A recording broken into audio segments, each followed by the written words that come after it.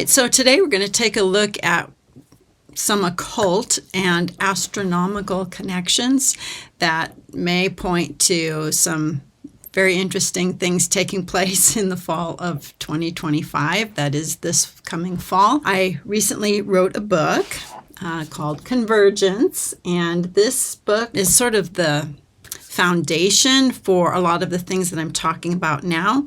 So we're going to look at some of the biblical things, but mostly we're going to be taking a look at what the dark side has been signaling.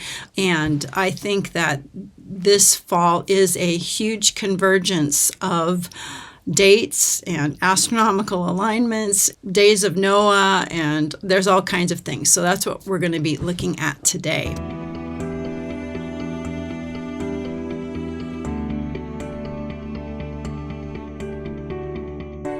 God gave believers the book of Revelation, and in the book of Revelation, there are 3 signs that he gave, and God gives signs to lots of people. He gives there's signs that he's going to be giving to the Jews.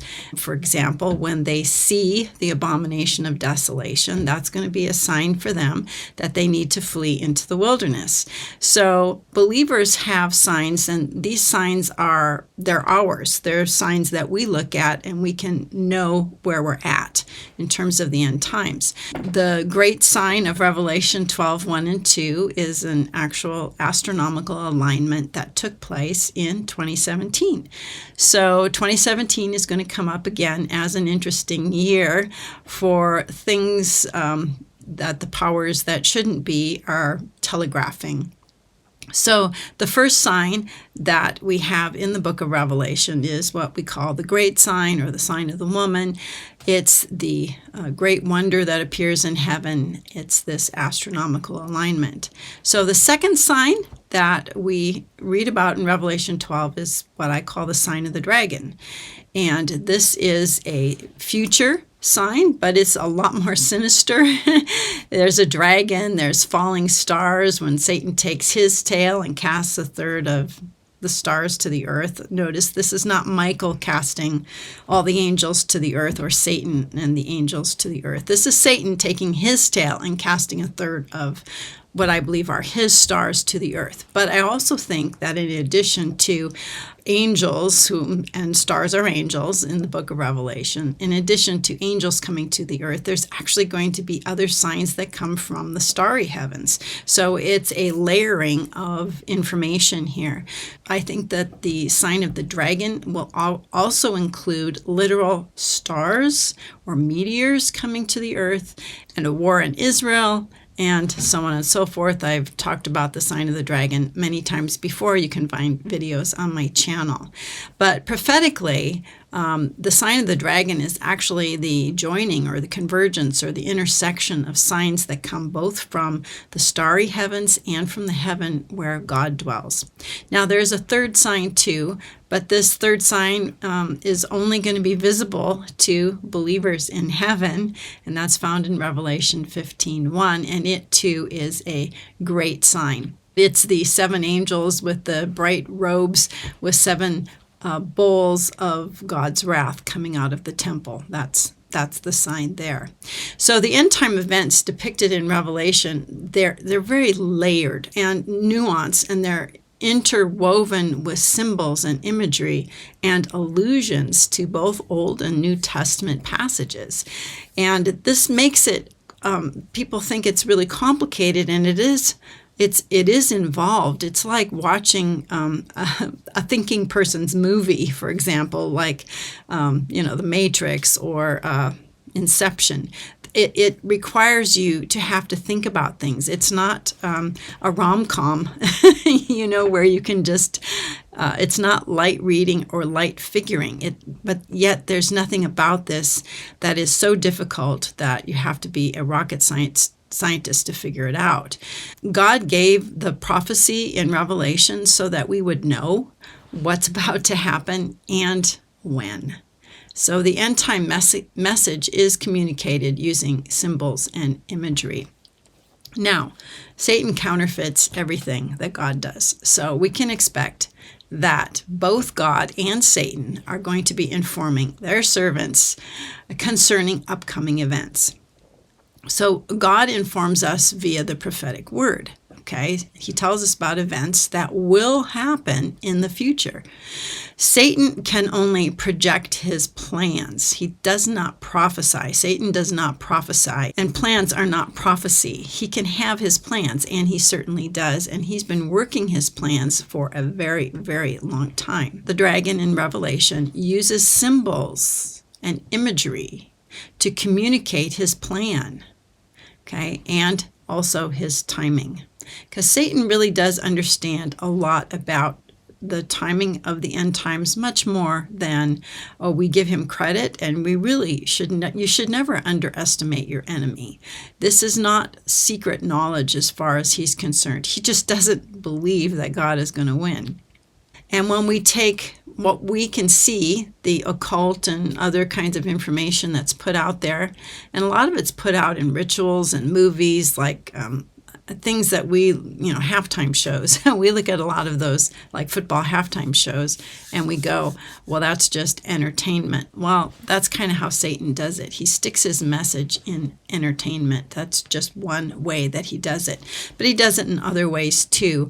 What I've done in my book is actually layer some of the symbolism from the enemy with biblical prophecy, so you can see how they are connecting for 2025. So if 2026 rolls around, we'll have to look at it again, but as of now, I'm kind of sticking with 2025. In my book, Convergence here, I demonstrate how there's going to be a convergence of God's prophecy with Satan's plans for the last days. The flood story in the Bible, in the book of Genesis, and Satan's flood story, which consists basically of flood myths from around the world, are going to converge into this one story during the end times. So the commemoration of the flood of Noah's day, we know about it through the biblical dates that we see in the Bible. And we also know that there was a star sign. The Pleiades is a star sign that's associated with the days of Noah and the flood. And the location of the Pleiades, this little star cluster on the ecliptic plane on Halloween especially, and the Taurus meteor showers all play into this story, okay, about falling stars and so on. In addition, something new. In 2025, there's a new interstellar comet. It's 3I Atlas. Okay, this is the third interstellar comet that's come into our solar system, I think, since 2017. And it's going to reach perihelion around Halloween. Okay, so Halloween, the Day of the Dead, All Souls Day, All Saints Day, these are all observed during the dates that have been assigned to the flood of Noah in the book of Genesis, which is late October, early November. Okay, so according to the sign of the dragon, which is that second sign of Revelation 12, not only will there be actual meteors falling from the sky, but there will be literal angels, stars coming to the earth from heaven after being compelled to do so by the dragon, who is Satan. So many pagan myths and ancient civilizations have flood stories, and they commemorate the flood and the death of the giants and the spirits that roam and the imprisonment of the watchers, the fallen sons of God. And they do it at the same time of the year worldwide, which is right around Halloween. So I know many of you are familiar with a video that came out, or it's an animation, and I'm not really sure how to say the title. It's I Pet Goat 2, which might actually be One Pet Goat 2. I don't really know, or it may be both. But this wasn't an occult or Masonic or Illuminati animation video that was put out by Heliofont in 2017. And this I Pet Goat 2 depicts the ritual destruction of the Twin Towers. And so you're going, what are the Twin Towers, the World Trade Center? What does that have to do with anything? Well, the dates, 9/11. This is when the Twin Towers came down. And I Pet Goat 2 depicts this as an actual ritual that took place. So the Twin Towers were brought down on 9/11 and replaced by a single building, which figuratively rose from the ashes. And this building is called the One World Trade Center. You can't make this stuff up. And it represents the new world order, which will replace this present world system when the Antichrist or beast begins to reign. They're looking forward to this happening. And they know that the old system has to come down before the new one can come in. And there's all these rituals that surround, it's kind of ritual magic. This is a world that I don't live in. All I know is the surface of it, and that's all I really care to know. The question that I brought up earlier in this, a couple minutes ago, is the I in the title a symbol for the Roman numeral 1, or is it I meaning me, like 1 Pet Goat 2, or is it I Pet Goat 2?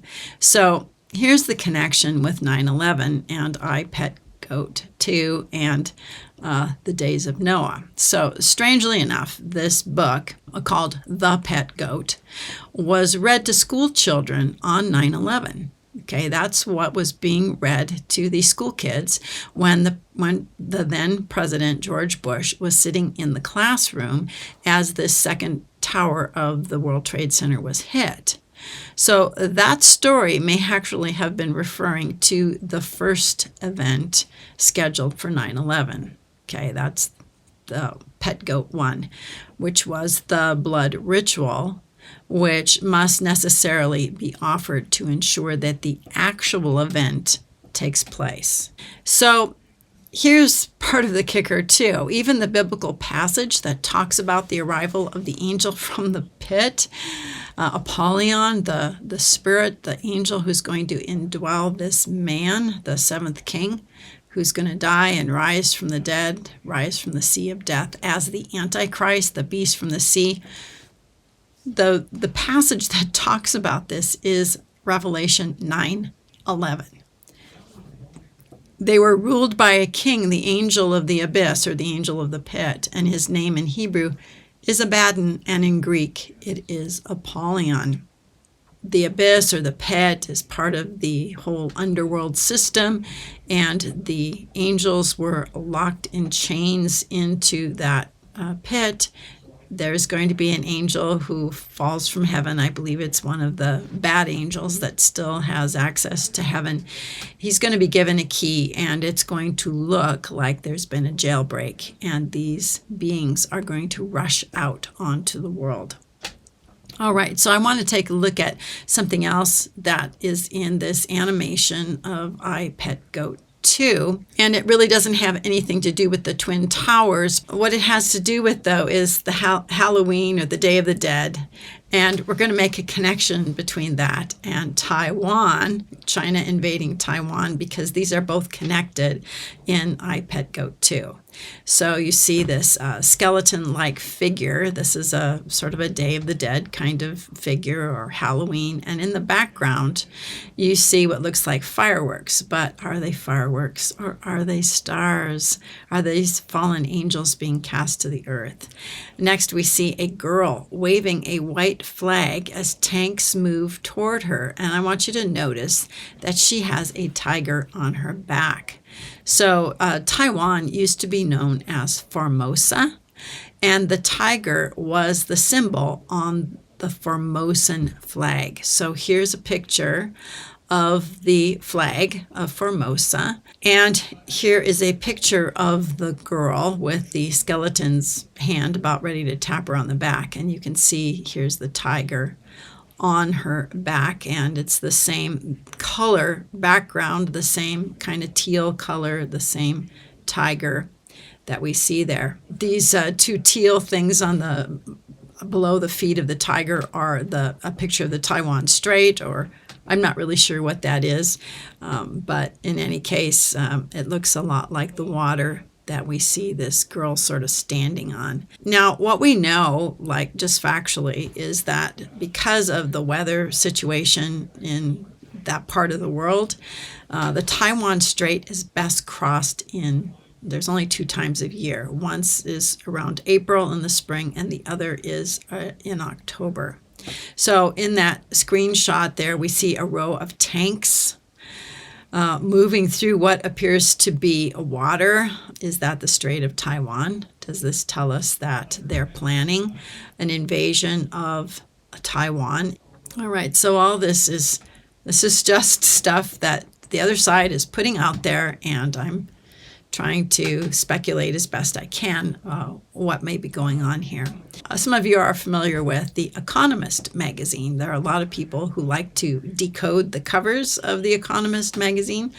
It's a publication that's put out there, and the powers that be love to share what they're doing on the cover of the Economist, and it's not exactly prophecy, but it's what they're planning on having happen. So in 2017, The Economist magazine featured a cover that depicted a tarot card reading.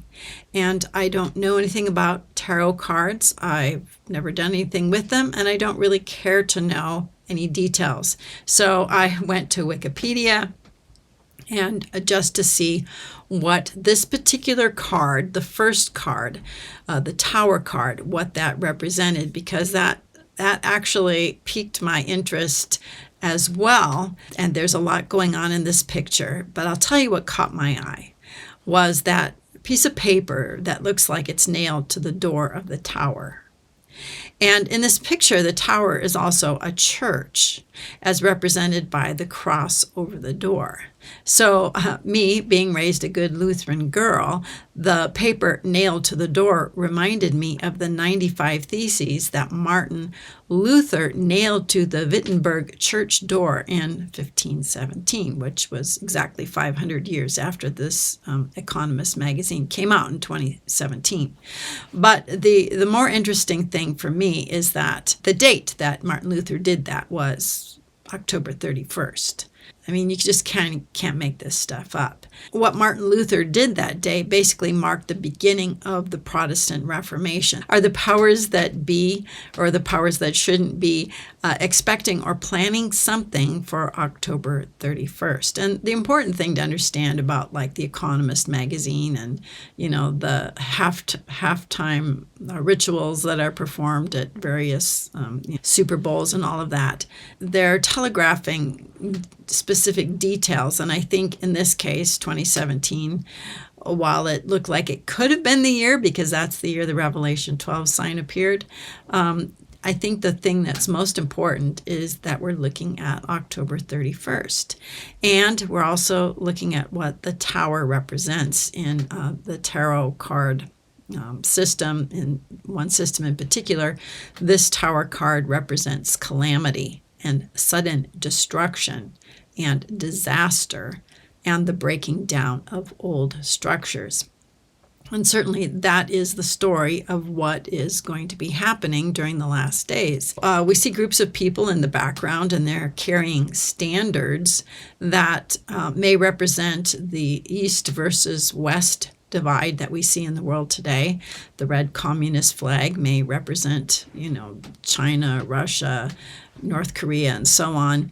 And then the Christian nations, so-called Western nations, are depicted by the crucifix, which is different than the cross that's on the building, that's on the tower. The undulating ground looks kind of like the sea, and it represents instability. And we're also going to see the convergence of the secular solar Gregorian calendar, where, Halloween is always on the same day every year. It's going to coincide with the biblical calendar, which moves a little bit.